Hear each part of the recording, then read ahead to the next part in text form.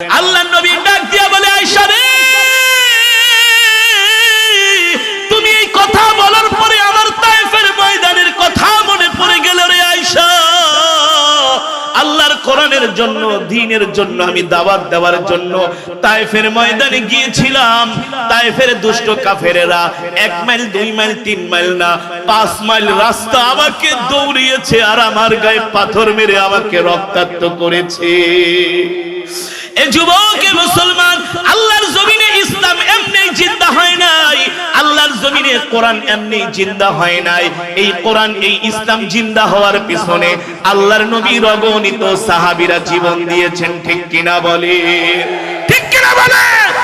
এমনকি গত 2 দিন আগেও আল্লাহর নবীর আশিকেরা পঞ্চগড়ে নিজের জীবনটা আল্লাহর নবীর জন্য দিয়ে দিয়েছেন। ঠিক কিনা বলেন? পুলিশের গুলির কাছে নিজের বুক পেতে দিয়েছেন। এই পৃথিবীর জমিনে ইসলাম ততদিন পর্যন্ত জীবিত থাকবে, ইসলাম ততদিন পর্যন্ত জিন্দা থাকবে যতদিন পর্যন্ত ইসলাম নামক বৃক্ষের গোড়ায় রক্তের পানির বদলে রক্ত ঢালা হবে। ঠিক কিনা বলে? ঠিক কিনা বলে? আল্লাহ তাআলা নবীকে ডাক দিয়া বলেন, ও হাবিব, আপনি মক্কার কাফেরদেরকে কোরআনের দাওয়াত দিচ্ছেন, মক্কার কাফেররা কোরআনের দাওয়াত গ্রহণ করতেছে না। আপনি কষ্ট পাবেন না, আপনি কষ্ট পাবেন না। ইদা জাআ নাসরুল্লাহি ওয়াল ফাত ওয়া রাআইতান নাস ইয়াদখুলুনা ফি দীনিল্লাহি আফওয়াজা।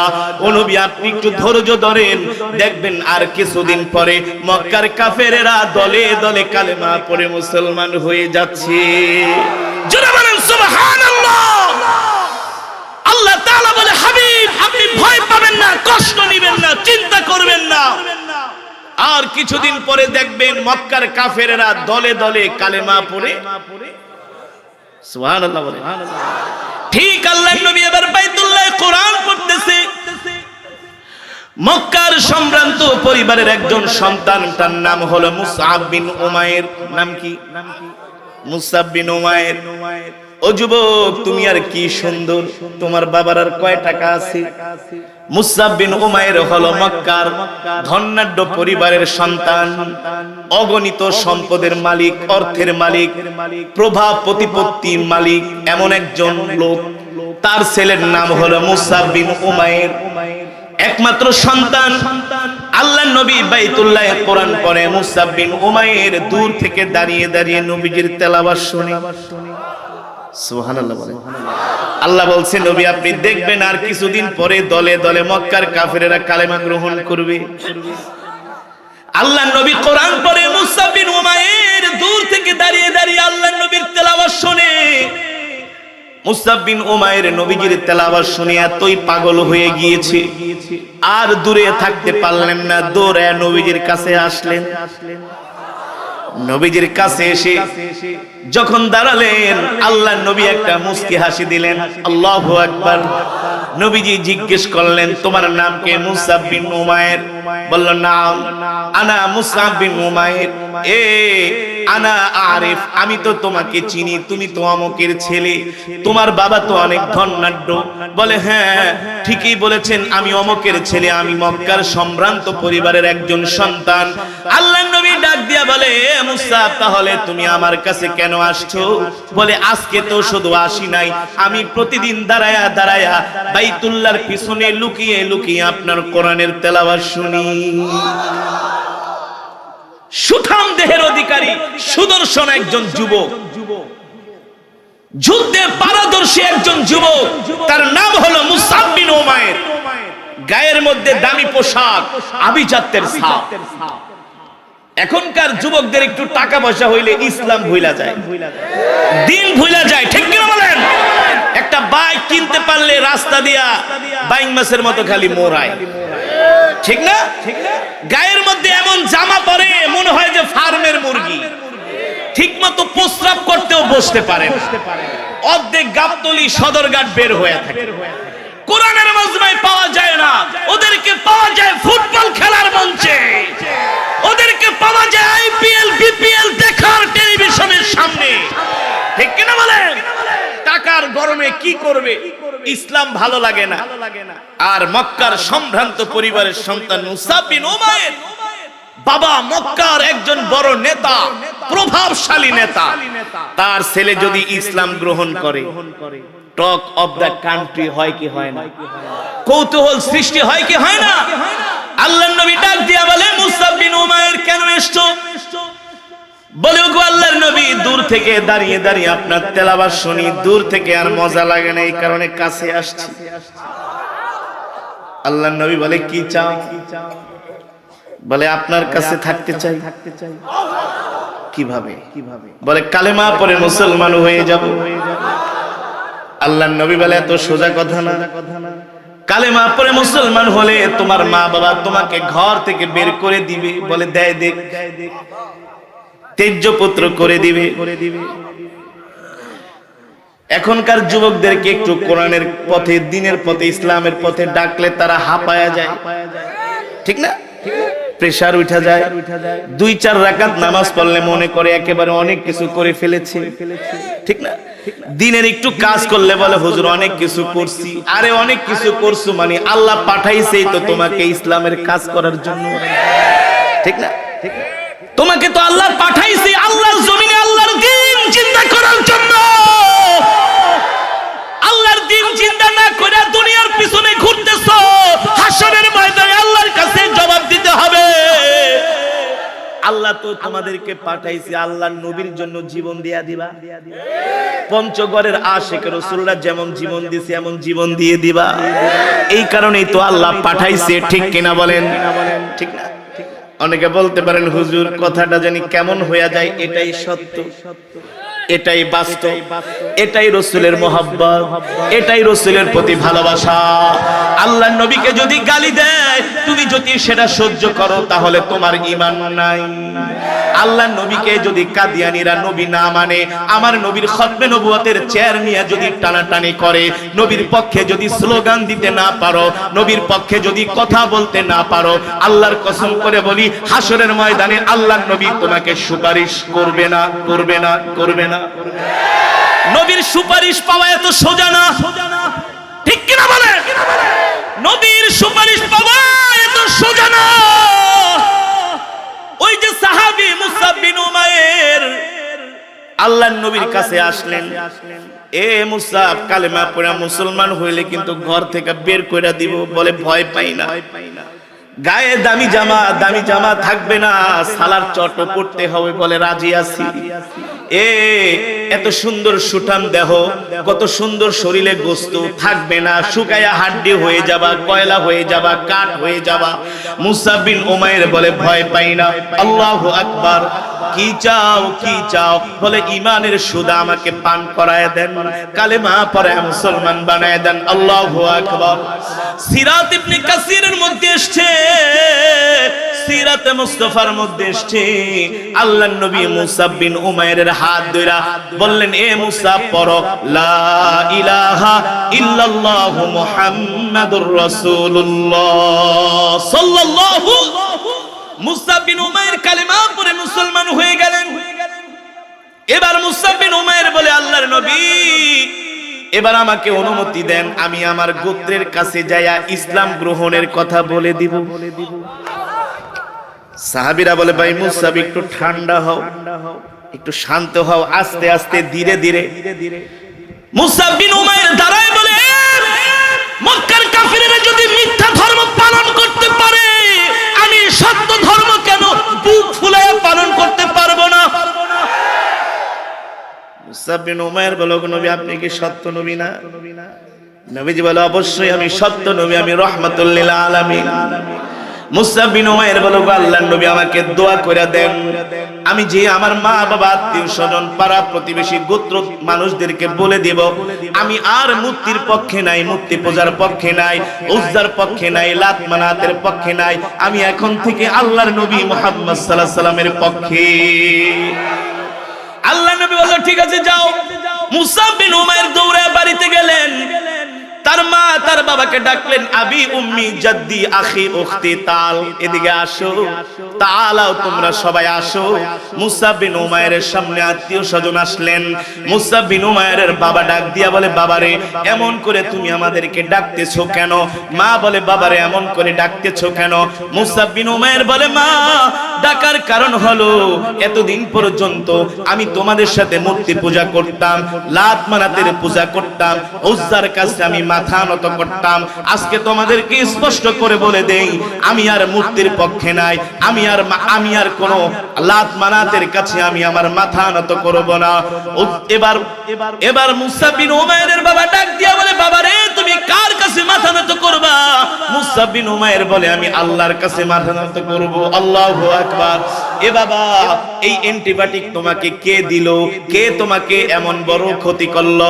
মুসআব বিন উমাইর বলে, মা আমাকে ক্ষতি করে নাই, আল্লাহর নবী আমাকে জাহান্নামের আগুন থেকে জান্নাতে প্রবেশ করিয়েছে। জোরে বলেন সুবহানাল্লাহ। যুবক, দেখেছো ঈমান কাকে বলে? আল্লাহ রাসূলের মুহাব্বত কাকে বলে? ঠিক কিনা বলেন? মুখে মুখে রাসূলের আশিক দাবি করলে আশিক হওয়া যায় না। যায় এত সোজা না। মিঠা কথায় চিরা ভিজে না। ভালোবাসবা শুধু মুখে মুখে বলো, কিন্তু কাজে কর্মে দেখা যায় আসলে ভালোবাসো না। এটা ভালোবাসা নয়। আল্লাহর নবী বলেন, ওয়াল্লাহি লা ইউমিনু আহাদুকুম হাত্তা আকুনা হাব্বা ইলাইহি মিন ওয়ালিদিহি ওয়া ওয়ালাদিহি ওয়ান নাসি আজমাইন। উম্মত ততক্ষণ পর্যন্ত মুমিন হতে পারবে না, ততক্ষণ পর্যন্ত জান্নাতি হতে পারবে না, ততক্ষণ পর্যন্ত আমি নবী তোমাদেরকে সুপারিশ করব না। আমার নবীর সুপারিশ ছাড়া জান্নাতেও যেতে পারবো? যদি ইমানদার হতে হয়, মুমিন হতে হয়, জান্নাতি হতে হয়, আল্লাহর নবীকে ভালো না বেশে কোনো উপায় নাই। আছে? ওয়াল্লাহি লা ইউমিনু আহাদুকুম হাত্তা আকুনা হাব্বা ইলাইহি মিন ওয়ালিদিহি ওয়া ওয়ালাদিহি ওয়ান নাসি আজমাইন। আল্লাহর নবী বলে, উম্মত আমাকে ভালোবাসতে হবে তোমার সন্তানের চাইতে, আমাকে ভালোবাসতে হবে তোমার পিতার চাইতে, আমাকে ভালোবাসতে হবে তোমার মাতার চাইতে, আমাকে ভালোবাসতে হবে তোমার স্ত্রীর চাইতে, আমাকে ভালোবাসতে হবে তোমার সম্পদের চাইতে, আমাকে ভালোবাসতে হবে পৃথিবীতে যা কিছু আছে সব কিছুর চাইতে, নইলে মুমিন হতে পারবে না। ঠিক কিনা বলেন? যদি বলেন হুজুর আমি আমার সন্তানের চাইতে নবীকে ভালোবাসি না, আমি আমার স্ত্রীর চাইতে নবীকে ভালোবাসি না, আমি আমার দলের চাইতে নবীকে ভালোবাসি না, আমি আমার দেশের চাইতে নবীকে ভালোবাসি না, আমি আমার সব কিছুর চাইতে নবীকে ভালোবাসি না, আল্লাহর কসম করে বলি, তাহলে তুমি এখনো মুমিন হতে পারো নাই, ইমানদার হতে পারো নাই। ঠিক কিনা বলে? ঠিক না? মুসআব বিন উমাইর এবার তার মাকে বললেন, মা আমি আর মূর্তির পূজা করব না। কি করব? আমি এক আল্লাহর ইবাদত করব। আল্লাহু আকবার। মুসআব বিন উমাইরের মা বলে, বাবা রে, মুহাম্মাদের হাতে হাত রেখে কালেমা পড়ে মুসলমান হয়ে গেল, একবারও কি মার কথা চিন্তা করলা না? আমি মা তোমাকে 10 মাস 10 দিন গর্ভে ধারণ করে লালন করেছি। ঠিক কিনা বলে? মুসআব বিন উমাইর কি জবাব দেয়? যুবক, মুসআব বিন উমাইর কি জবাব দেয়? তার জবাবটা ছিল ঈমান দীপ্ত জবাব। মা 10 মাস 10 দিন গর্ভে ধারণ করে লালন করছেন, ঠিক আছে, ভালোবাসি, এটাও ঠিক আছে। ওয়াল্লাহি রব্বুল কাবা, রবের কাবার কসম খায়া বলি, আল্লাহর নবীর চাইতে আমি আপনাকে বেশি ভালোবাসি না।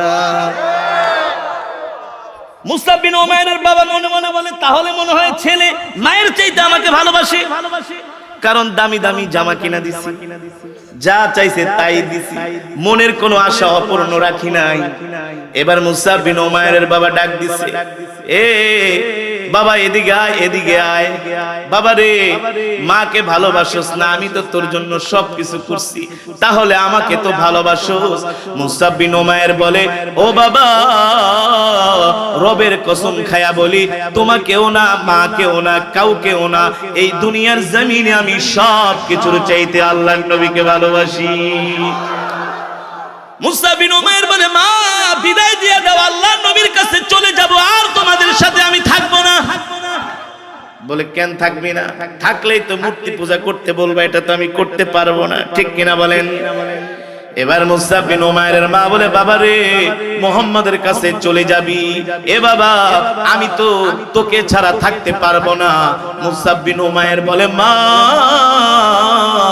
তুমি যেমন আমাকে ছাড়া থাকতে পারবা না, আমি মুসা বিন উমাইরও আল্লাহর নবীকে ছাড়া থাকতে পারবো না।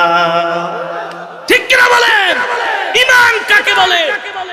এবার মুসা বিন উমাইরের বাবা দুইটা শিকল এনে হাত বাঁধলেন আর পা বাঁধলেন। বলে, তোকে মুহাম্মাদের কাছে যাওয়াটা দেখাইতেছে, দেখ কত দানে কত চাউল। এবার আদরের সন্তানকে খুঁটির সাথে তালা মেরে রেখেছে, যাতে আল্লাহর নবীর কাছে যেতে না পারে। একদিন, 2 দিন, 3 দিন না, 1 বছর পর্যন্ত ঘরে আটকিয়ে রেখেছেন। দূর থেকে মুসা বিন উমাইরের মা তাকায় দেখে, এত সুন্দর ছেলেটা না খেতে খেতে শুকায় গেছে, অসুস্থ হয়ে গেছে, কাঠ হয়ে গেছে, গায়ে এখন আর দামি জামা কাপড় নাই। মায়ের মন তো মা সহ্য করতে পারলেন না ছেলের এই অবস্থা থেকে।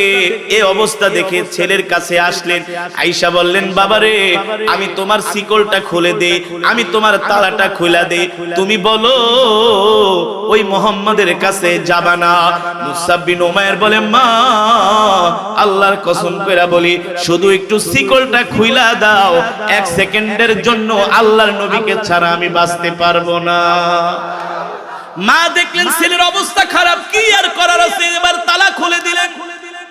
মুসা বিন উমাইর তার মার কাছ থেকে বিদায় নিয়ে আল্লাহর নবীর কাছে চলে গেলেন। নবীজি মুসা বিন উমাইরের অবস্থা দেখে নবীজি কান্না করে দিলেন। মুসা বিন উমাইরকে বুকের সাথে জড়ায় ধরলেন। এবার আল্লাহর নবী বলে, মুসা, আমি না বলছিলাম তুমি কালেমা পড়ে মুসলমান হলে তোমার উপরে তোমার আত্মীয় স্বজন, পাড়া প্রতিবেশী, তোমার পরিবারের লোকজনেরা তোমার উপরে নিষ্ঠুর নির্মম নির্যাতন করবে, তোমার গায়ে সুন্দর জামা থাকবে না, তোমার গায়ের গোশতগুলো শুকায়া কাঠ হয়ে যাবে। মুসা বিন উমাইর ডাক দিয়ে বলে, গো আল্লাহর নবী, আমার গায়ে দামি জামা কাপড় দরকার নাই, আমি শুকায়া কাঠ হয়ে গেছি, আমার কোনো কষ্ট নাই, দুঃখ নাই। আল্লাহর কসম করে বলি, আপনার কাছে আমি আসতে পেরেছি, এটাই হলো আমার জন্য অনেক বড় সৌভাগ্যের ব্যাপার। আল্লাহর নবী বলল, সাহাবী শোনো শোনো, তুমি এখন মক্কা থেকে মদিনায় চলে যাও, কারণ আমিও আর কিছুদিন পরে মক্কা থেকে মদিনায় চলে যাব। কারণ এই মক্কাটা এখন আমাদের জন্য নিরাপদ না। মক্কার কাফেরেরা আমাদের বিরুদ্ধে লেগে গেছে, আমাদেরকে রাস্তায় বের হতে দেয় না, দ্বীনের কথা বলতে দেয় না। এ সাহাবী, তুমি মক্কা থেকে মদিনায় চলে যাও, আমিও কিছুদিন পরে মক্কা থেকে মদিনায় চলে যাব। আল্লাহর নবী বলা মাত্র মুসা বিন উমাইর মক্কা থেকে মদিনায় হিজরত শুরু করলেন। একবারও প্রশ্ন করলেন না, ওগো আল্লাহর নবী, মক্কায় মা আছে, বাবা আছে, আত্মীয় স্বজন, আমার জন্মভূমি, আমার যেতে মন চায় না, একবারও এই কথা বললেন না। সাহাবীরা এমন করেই নবীকে ভালোবাসতেন। আল্লাহর নবী যা বলতেন, আল্লাহর নবীর কথায় কথায় সাহাবীরা সেই কথা পালন করত, ঠিক কিনা বলে? এবার সাহাবী মুসা বিন উমাইর মক্কা থেকে হিজরত করে মদিনায় চলে গেলেন। অনেক সাহাবীরা মক্কা থেকে হিজরত করে মদিনায় চলে গেলেন। আল্লাহ তাআলা আল্লাহর নবীকে নির্দেশ দিলেন, ও হাবিব, আপনি এখন আর মক্কায় থাকবেন না, আপনিও মদিনায় চলে যান।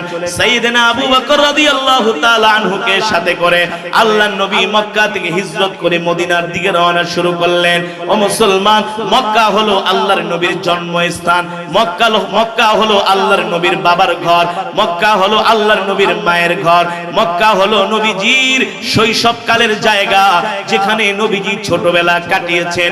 নিজের মাতৃভূমি, জন্মভূমি ছেড়ে কারোই যেতে মন চায় না।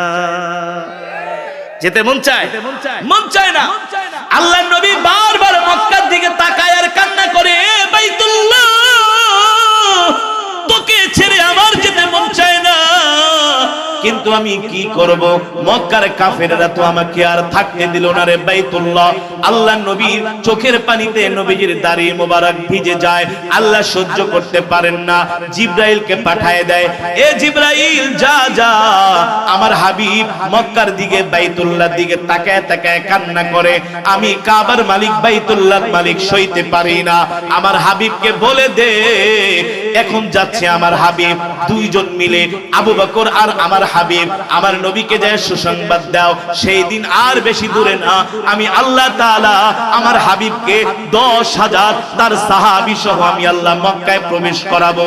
সেই সময় শুধু মক্কায় প্রবেশ করবে না, আমার হাবিবকে যারা কষ্ট দিয়েছে আমার হাবিবের ভয়ে সেই দিন তারা মক্কার জমিনে ঘরের মধ্যে দরজা লাগায়া পালায়া থাকবে।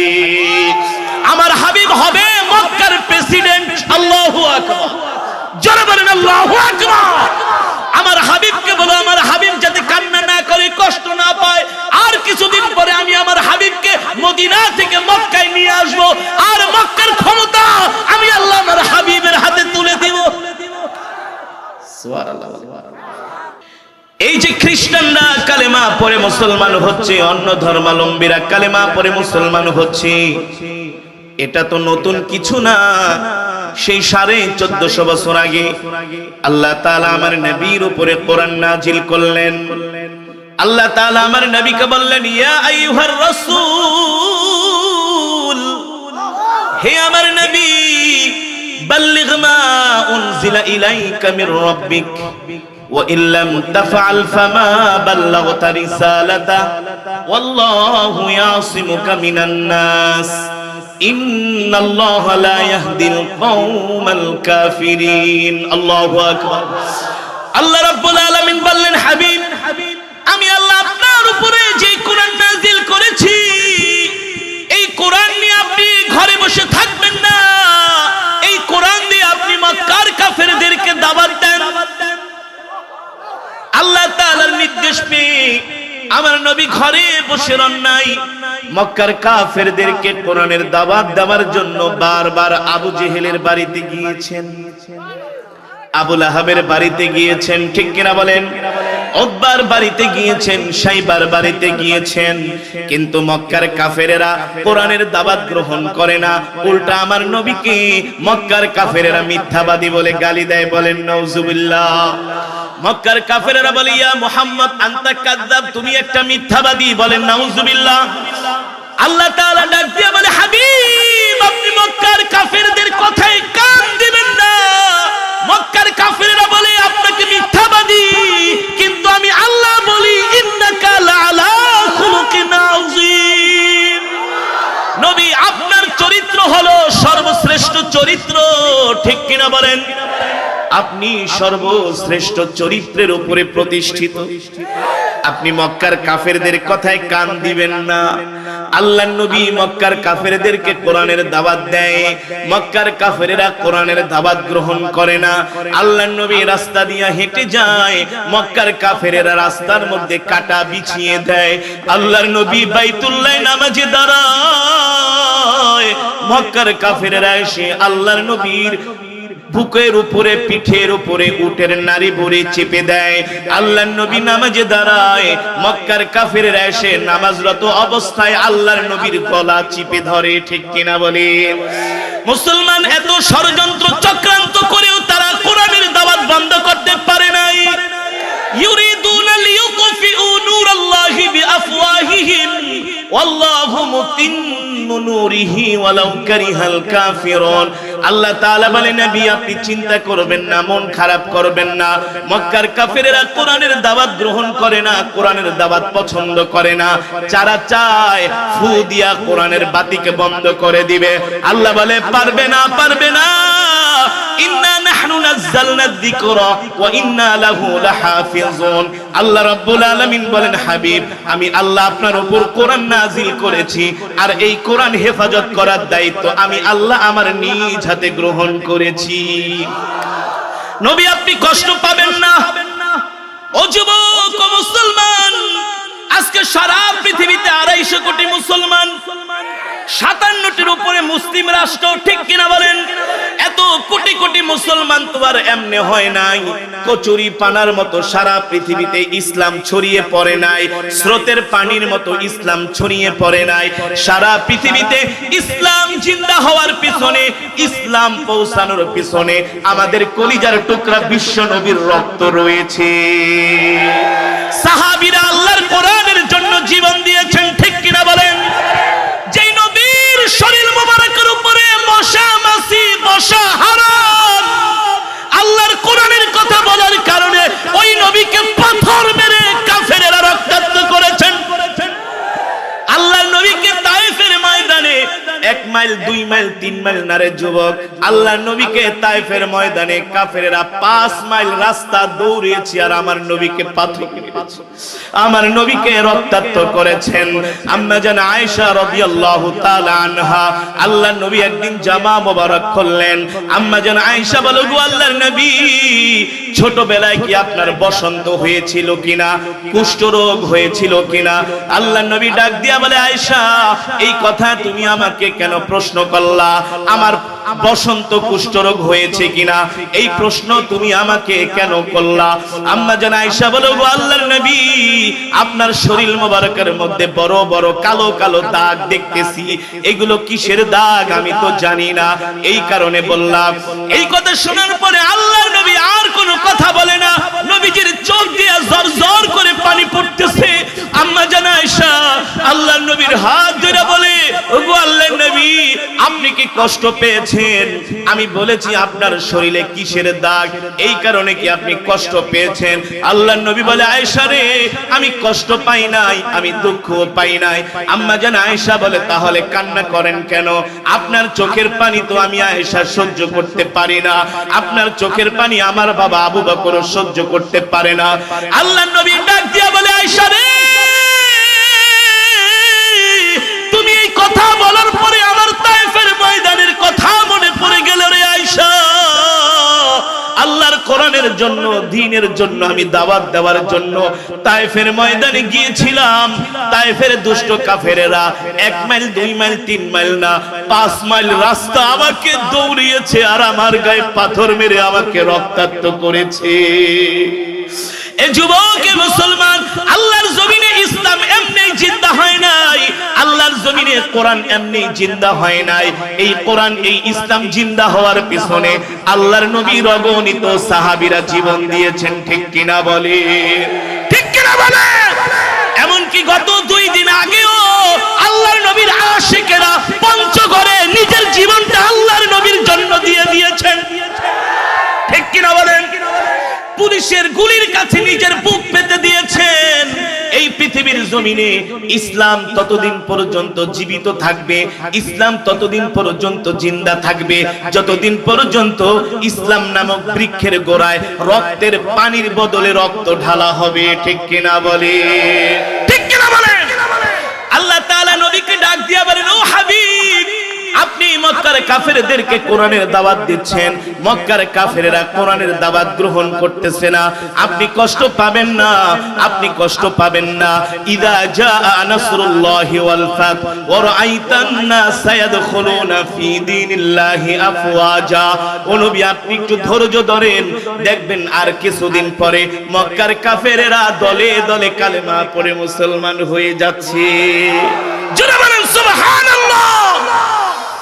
আল্লাহ তাআলা বলে, হাবিব, আপনি ভয় পাবেন না, কষ্ট নেবেন না, চিন্তা করবেন না, আর কিছুদিন পরে দেখবেন মক্কার কাফেরেরা দলে দলে কালেমা পড়ে। সুবহানাল্লাহ বলে। এমনি এমনি ইসলাম জিন্দা হয় নাই রে বাবা, এমনি এমনি ইসলাম জিন্দা হয় নাই। বাংলার জমিনেও যদি হক্কানি আলেমরা কোরআনের পক্ষে, দ্বীনের পক্ষে যদি রাজপথে আন্দোলন না করত, বাংলাদেশে ইসলাম 12টা বাজে যেত, ঠিক কিনা বলেন? ফর এক্সাম্পল, গত 1 মাস আগেও তো 6ষ্ঠ 7ম শ্রেণীর বইয়ের মধ্যে বানরের গল্প পড়ানো হয়েছিল, ঠিক না? এদেশের কিছু নাস্তিক মুরতাদ বেঈমান তারা এদেশের মুসলমানের বাচ্চাদেরকে শিখাতে চেয়েছিল যে আমাদের জন্ম হলো বানর থেকে। কথা বলেন, ঠিক না? আমরা হক্কানি আলেম বাংলাদেশের যখন এই বানরের বিরুদ্ধে কথা বলা শুরু করছি, তখন কিছু নাস্তিক বেঈমানরা মুখ ভেটকায় ভেটকায় বলেন, না হুজুরদের কথা সত্য না, যদি সত্য না হতো তাহলে গ্যাজেট প্রকাশ করে কেন ওই বইগুলো ব্যান করা হলো? ঠিক কিনা বলেন? হ্যাঁ, ইসলাম জিন্দা রাখে এত সোজা না এই ওয়াজ মাহফিলের মাধ্যমে। ঠিক কিনা বলেন? অত্র এলাকার ধর্মপ্রাণ মুসলমান সমাজের যারা নেতৃস্থানীয় ব্যক্তি আছেন তাদের সহযোগিতা এই যে কোরআনের মাহফিলগুলো হচ্ছে, বেনিফিট কি? এই মাহফিলগুলোর আউটপুট কি? কি হচ্ছে এই মাহফিলগুলোর সফলতা কি? এই মাহফিলগুলো হওয়ার কারণে বাংলাদেশের সিনেমা হলগুলো বন্ধ হয়ে গেছে, যাত্রাগুলো বন্ধ হয়ে গেছে, মঞ্চ নাটকগুলো বন্ধ হয়ে গেছে, জারি গান পালা গানগুলো বন্ধ হয়ে গেছে।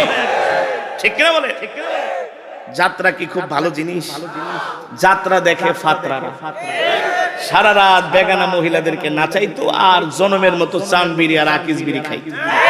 ঠিক কিনা বলে? এখন সব বন্ধ। এখন মুসলমান কোরআনের মজমায় আসে। বাংলাদেশের লক্ষ লক্ষ যুবক বলে, হুজুর ফোন কইরা আগে গান শুনতাম, এখন গান শুনি না, এখন কোরআন শুনি।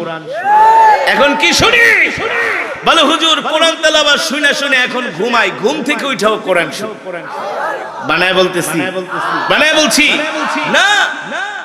পৃথিবীতে মিলিয়ন মিলিয়ন মুসলমান এখন কোরআন শুনে, কোরআনের গণজাগরণ শুরু হয়েছে। ঠিক কিনা বলে? এই গড়ে গড়ে দৈনিক 8,500 করে অমুসলিম কালেমা পড়ে মুসলমান হচ্ছে। টেলিভিশনগুলো রিপোর্ট দিয়েছে, যমুনা টেলিভিশন, বাংলাদেশের অনেক channel, BBC, CNN, Fox News, Al Jazeera, তারা নিউজ করেছে 2050 সালের মধ্যে সারা পৃথিবীতে মুসলমানরা হবে সংখ্যার দিক দিয়ে সংখ্যা গরিষ্ঠ, মুসলমানদের সংখ্যা হবে বেশি। আল্লাহু আকবার বলেন। এ কারণে মুসলমান শুধু নবীজিকে মুখে মুখে ভালোবাসলে হবে না, নবীজিকে জীবন দিয়ে ভালোবাসতে হবে, নবীজির জন্য জান মাল সব উজাড় করে দিতে হবে। ঠিক কিনা বলেন? যেমন করে আল্লাহর নবী সাহাবী মুসআব বিন উমাইর নবীজির হাতে হাত রেখে কালেমা পড়ে মুসলমান হয়েছেন। মার চিন্তা করেন নাই, বাবার চিন্তা করেন নাই, পরিবার পরিজনের কথা চিন্তা করেন নাই, আল্লাহর নবীকে মহব্বত করে ইসলামের জন্য কালেমা পড়ে মুসলমান হয়েছে। ওই নবীর জন্য, নবীর ইজ্জত রক্ষার জন্য যদি প্রয়োজন হয় আমরা আমাদের জান, সময়, আমরা আমাদের জীবনটাও আল্লাহর নবীর জন্য যে কোনো মুহূর্তে কোরবানি করে দিতে রাজি আছি। ঠিক কিনা বলে?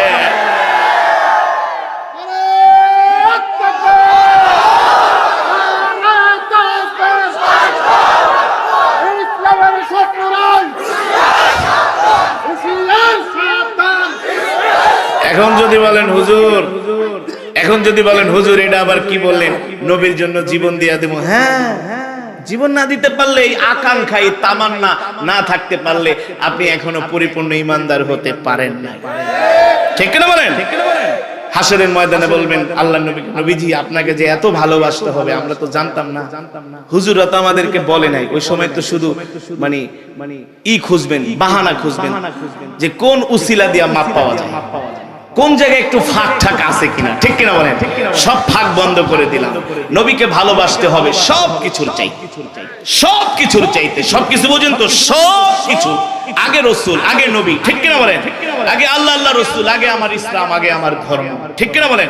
তাহলে আমরা পাক্কা ঈমানদার মুমিন হতে পারবো ইনশাআল্লাহ। আল্লাহ তাআলা আমাদের সকলকে আশিক রাসূল হিসেবে কবুল করুন। নবীজির আদর্শ, আখলাক, চরিত্র যেন আমরা গ্রহণ করতে পারি, আল্লাহ আমাদের তৌফিক দান করুন। নবীজির সুন্নাত খুঁজে খুঁজে আমরা পালন করব ইনশাআল্লাহ। যদি পরিবার সমাজের মধ্যে বরকত চান, শান্তি চান, তাহলে নবীজির সুন্নাত ছাড়া কখনো শান্তি প্রতিষ্ঠা হবে? আল্লাহ তাআলা আমাদের সকলকে প্রিয় নবীজির সুন্নাত, তার আদর্শ, তার আখলাক, তার চরিত্র যেন আমরা গ্রহণ করতে পারি, আল্লাহ আমাদের তৌফিক দান করুন। দিয়ে বলতে হবে আমাদের হায়াতের মালিক কে, আমাদের রিজিকের মালিক কে, আমরা কার গোলাম?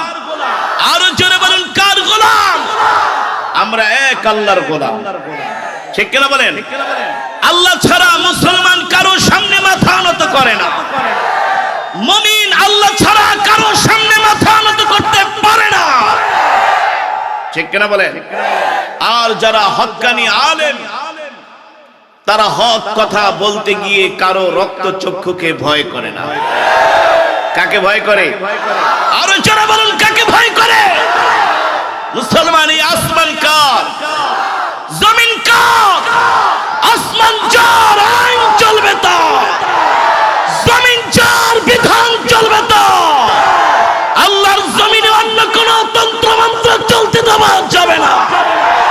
মুসলমান এক আল্লাহর গোলামি করে, ঠিক কিনা বলেন? 200 কোটি মুসলমানের সংবিধান হলো গোটা 30 পারা কোরআন। মুসলমানের সংবিধানের নাম কি? পৃথিবীতে 57টি মুসলিম রাষ্ট্র আছে, 200 কোটির উপরে মুসলমান আছে। আল্লাহর কসম করে বলি, মুসলমানের সংবিধান হলো আল্লাহর জবানের কালাম, ঠিক কিনা বলেন?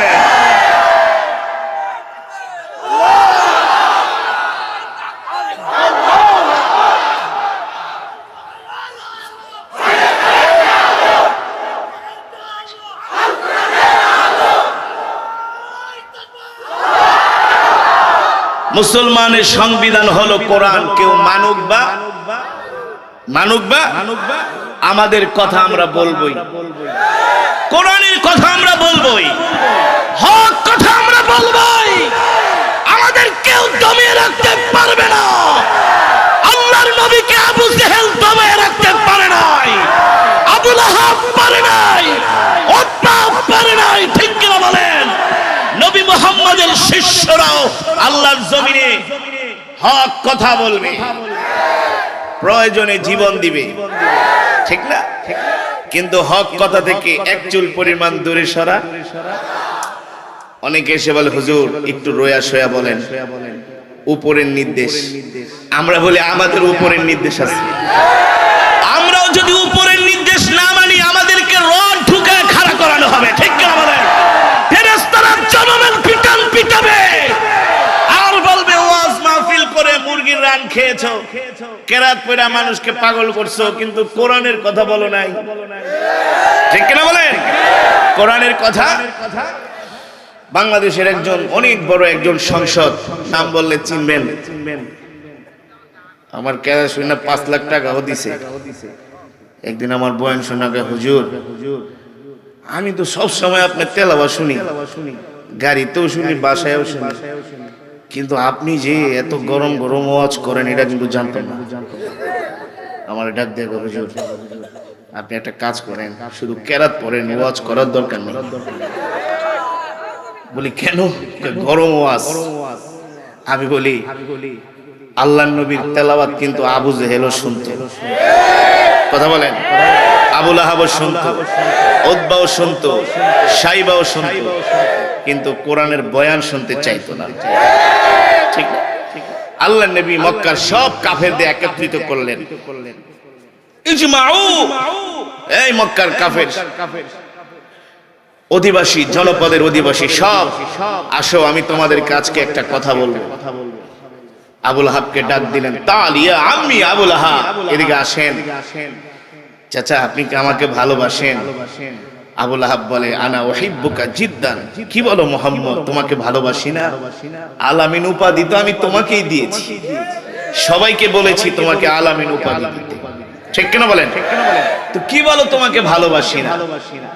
আল্লাহর নবী বললেন, চাচা যদি ভালোবাসেন, বিশ্বাস করেন, বলে তোমার মতো সত্যবাদী এই মক্কার জমিনে একজন নাই।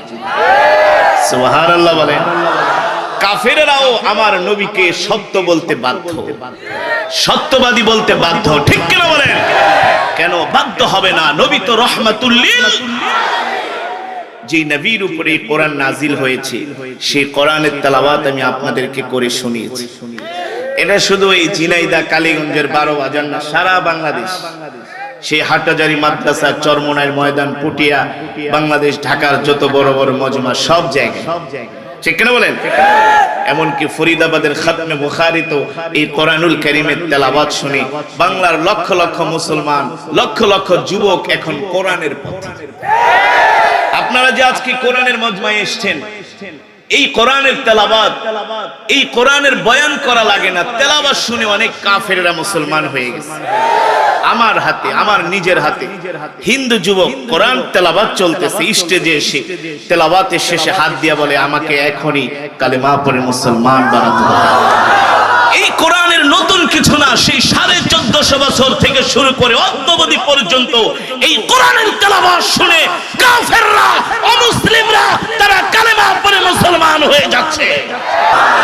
আল্লাহর বান্দারা, আমি যতক্ষণ করব ওয়াজ, আপনারা দিবেন আওয়াজ। এই মজমায় আসার কারণে কিন্তু আপনারা, আমি কোরআনুল কারীম তেলাওয়াত করেছি, এক এক হরফে 10টি করে নেকি পেয়েছেন। এই মজমায় যারা এসেছেন সবাই এক খতম করে করে কোরআনুল কারীমের সওয়াব পেয়েছেন। খুশি নাকি বেজার? খুশি নাকি বেজার? একজনে এক খতম না, সবাই মিলে এক খতম না, এক একজনে এক এক খতম। তাহলে আজকে 12 বাজার মাহফিলে হাজার হাজার, অর্ধ লক্ষ কমপক্ষে কোরআনুল কারীমের সওয়াব হয়েছে, ঠিক কিনা বলেন? অনেক হাজার হাজার মা বোনেরা আছেন, যেহেতু আমরা এক খতম করে করে কোরআনুল কারীমের সওয়াব পেয়েছি। সামনে মাহে রমজানুল মুবারক আসছে, কোরআনের মাস। আমি চাই এই কোরআনের মজমার শেষে, আমাদের অনেকের মা আছে বাবা নাই, বাবা আছে মা নাই, আছে না? আত্মীয় স্বজন, দাদা দাদি যারা ইন্তেকাল করেছেন, সকলের জন্য আমরা বায়ানের শেষে, যেহেতু এক খতম করে করে কোরআনুল কারীমের সওয়াব পেয়েছি, আমরা আল্লাহ তাআলার কাছে চোখের পানি ফেলে বয়ানের শেষে আমরা মুনাজাত করব, কান্নাকাটি করব, ঠিক কিনা বলেন? আদ-দুআউ হুয়াল ইবাদা। তাহলে শেষ পর্যন্ত মোনাজাত দিয়ে যাবার ঈমানের পাওয়ার আছে তো? সেই ধৈর্য আছে তো? সেই সাহস আছে তো? কয়জনের আছে যে হুজুর শেষ মোনাজাত না দিয়া যাব না? কে কে আছেন হাত উঠে আল্লাহকে দেখান। নারে তাকবীর, নারে তাকবীর। আল্লাহকে ডাক দেন, ইয়া আল্লাহ। আরো জোরে বলেন, ইয়া আল্লাহ। আমাদের কবুল করে নেন, শেষ মোনাজাত দিয়া যাওয়ার তৌফিক দেন। বলি আমিন, আমিন। শেষ মোনাজাত দিয়ে আমরা বাড়িতে যাব ইনশাআল্লাহ। আজকে দেখা যাবে যে আপনাদের ঈমানের পাওয়ার কতটুকু আছে। যদি কেউ উঠা যায় তাহলে বুঝতে হবে যে সে বাংলা সিনেমার পক্ষে, সে ফুটবল খেলা দেখার পক্ষে, ঠিক কিনা বলেন? দুই একজন বৃদ্ধ বাবা উঠতে পারে, কিন্তু কোন যুবক তো উঠতে পারে না। কত রাত ফুটবল খেলা দেখে কাটিয়ে দিয়েছো যুবক, কত রাত বাংলা সিনেমা দেখে কাটিয়ে দিয়েছো, কত রাত নির্ঘুম কাটিয়ে দিয়েছো। আজকে আল্লাহর কোরআনের জন্য, ঈমানের পাওয়ার বৃদ্ধি করার জন্য কোরআনের মজমা শেষ মোনাজাত দিয়ে বাড়িতে যাব, ঈমানদারের পরিচয় দিব ইনশাআল্লাহ। আল্লাহ কবুল করুন। গত 3 দিন আগে আমেরিকা থেকে আমার একজন ভক্ত ফোন করেছে, হুজুর কোন নিউজ পেয়েছেন? বলি কি নিউজ? বলে খ্রিস্টানদের শীর্ষ পাদ্রী ফাদার হিলারিয়ন হ্যাগি, আমেরিকার এমন কোন খ্রিস্টান নাই, বিশ্বের এমন কোন খ্রিস্টান নাই যে তাকে চিনে না। তিনি যে কালেমা পড়ে মুসলমান হয়েছেন, এখন তার নাম রাখা হয়েছে আব্দুল লতিফ। আল্লাহু আকবার। এখন তার নাম রাখা হয়েছে কি? আব্দুল লতিফ। মুসলমান এই মজমা, এই মাহফিলকে আল্লাহ তাআলা কিয়ামত পর্যন্ত কবুল করুন, বলি আমিন। আমরা যেভাবে করে কোরআনের মজমায় একত্রিত হয়েছি, এভাবে করে একসাথে যেন আল্লাহর জান্নাতে আমরা যেতে পারি। আল্লাহ তাআলা আমাদের কবুল করুন, বলি আমিন। বসেন, দুরূদ শরীফ পড়েন, মোনাজাত দিয়ে যাবেন, একজন উঠবেন না, বসেন, দুরূদ শরীফ পড়েন। আল্লাহুম্মা সাল্লি আলা মুহাম্মাদ ওয়া আলা আলি মুহাম্মাদ كما صليت على إبراهيم وعلى آل إبراهيم إنك حميد مجيد اللهم بارك على محمد وعلى آل محمد كما باركت على إبراهيم وعلى آل إبراهيم إنك حميد مجيد سبحان الله وبحمده سبحان الله العظيم।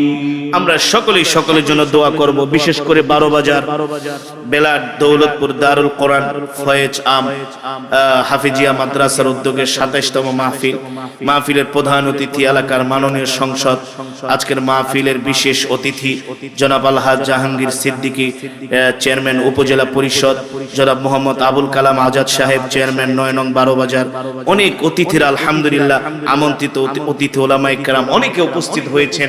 আমরা সকলে সকলের জন্য দোয়া করব। আপনারা যারা দূর দূরান্ত থেকে এসেছেন, অনেক মা বোনেরা আছেন, সকল মুরব্বিয়ান ইকরামদের জন্য আমরা প্রাণ খুলে দোয়া করব ইনশাআল্লাহ। আমি আপনাদের জন্য দোয়া করব, আপনারাও আমার জন্য দোয়া করবেন ইনশাআল্লাহ। আল্লাহ তাআলা আমাদের কবুল করুন, আল্লাহুম্মা আমিন। আলহামদুলিল্লাহি রাব্বিল আলামিন, والصلاة والسلام على سيد الأنبياء والمرسلين وعلى آله وصحبه أجمعين. ربنا ظلمنا أنفسنا وإن لم تغفر لنا وترحمنا لنكونن من الخاسرين.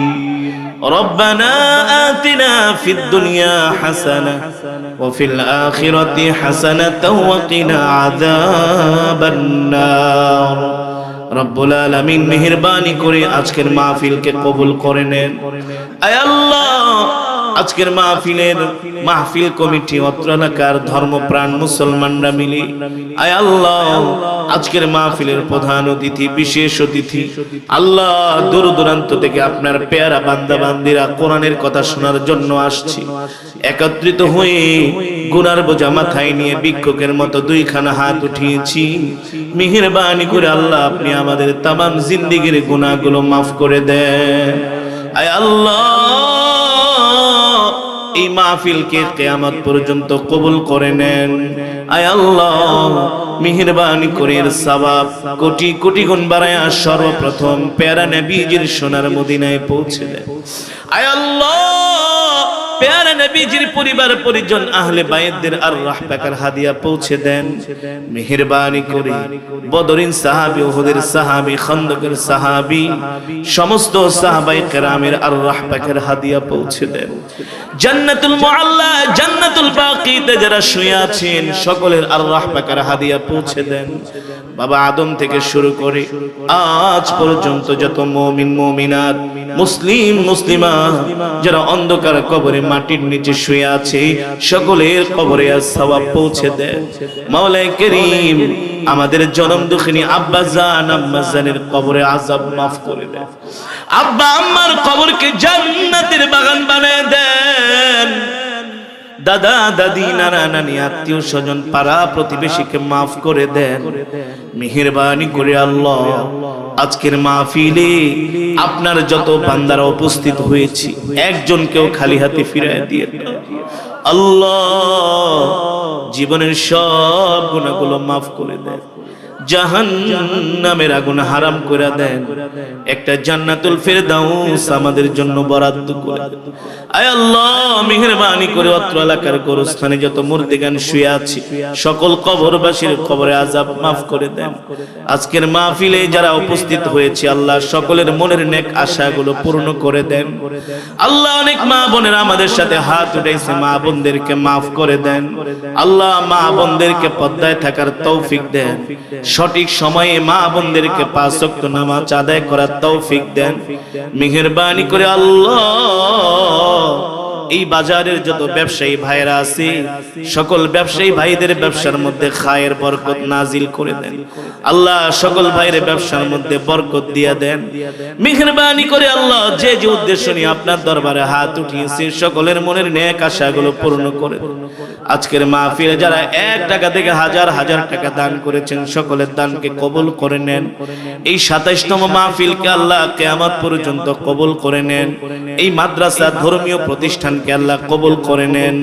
আল্লাহ, যারা মাদ্রাসাকে ভালোবাসে আপনিও তাদেরকে ভালোবাসেন। যারা মাদ্রাসায় দান করে আল্লাহ আপনিও তাদের অভাবগুলো দূর করে দিয়েন। আয় আল্লাহ, আমরা যেন আমাদের জীবনের চাইতে কলিজার টুকরা নবীকে ভালোবাসতে পারি তৌফিক দিয়া দিয়ে আল্লাহ নবীজির আশিক হিসাবে আমাদেরকে কবুল করে নেন। নবীজির সুন্নতগুলো যেন আমরা মানতে পারি, জিন্দা করতে পারি তৌফিক দিয়া দেন। আল্লাহ, আমাদের মধ্য থেকে যারা অসুস্থ সুস্থতা দান করে দেন। আল্লাহ, গুনার কারণে নাফরমানির কারণে আমাদেরকে বড় বড় রোগ দিয়েন না। আল্লাহ, আমাদেরকে শাস্তি দিয়েন না, আযাব দিয়েন না। অনেকে অনেক বড় বড় রোগে আক্রান্ত, আল্লাহ মেহেরবানি করে সুস্থ করে দেন। আল্লাহ আমি অসুস্থ, আল্লাহ আমাকে পরিপূর্ণ সুস্থতা দান করে দেন। আল্লাহ আপনি আমাদের সকলের মনের নেক আশাগুলো পূর্ণ করে দেন। রব্বির হামহুমা কামা রব্বায়ানি সগীরা, রব্বির হামহুমা কামা রব্বায়ানি সগীরা। মালিক জানি না কোন দিন মৃত্যুর পরওয়ানা জারি হয়ে যায়। আল্লাহ আজরাইল আমাদের সামনে এসে হাজির হয়। আল্লাহ ওই কবরে একা একা কিভাবে থাকবো আল্লাহ? কবরটা আমাদের জন্য জান্নাতের বাগান বানায় দিয়ে আল্লাহ গুনার কারণে নাফরমানির কারণে ধ্বংস করে দিয়ে না আল্লাহ, বিনা হিসাবে জান্নাতের ফয়সালা করে দিয়ে আল্লাহ ওই কবরে নিয়ে আযাব দিয়ে না, শাস্তি দিয়ে না আল্লাহ, জাহান্নামের আগুন আমাদের জন্য হারাম করে দেয়, একটা জান্নাতুল ফেরদাউস আমাদের জন্য বরাদ্দ করে দেয়। আল্লাহ মৃত্যু তো দিবে, এই মৃত্যুটা আল্লাহ দ্বীনের জন্য জিহাদের ময়দানে দিয়ে, আল্লাহ বাইতুল্লাহ শরীফে মৃত্যু দিয়ে, মদিনাতুল মুনাওয়ারা নবীজির রওজার পাশে মৃত্যু দিয়ে, আল্লাহ শুক্রবারে জুমার দিনে মৃত্যু দিয়ে, আল্লাহ রোজা অবস্থায় মৃত্যু দিয়ে, কোরআন তেলাওয়াত অবস্থায় মৃত্যু দিয়ে, আল্লাহ নাফরমান বেঈমান বানায়া কবরে ডাক দিয়ে না, জাহান্নামী বানায়া কবরে ডাক, জান্নাতি বানায়া কবরে ডাক দিয়ে। রব্বির হামহুমা কামা রব্বায়ানি সগীরা, রব্বির হামহুমা কামা রব্বায়ানি সগীরা।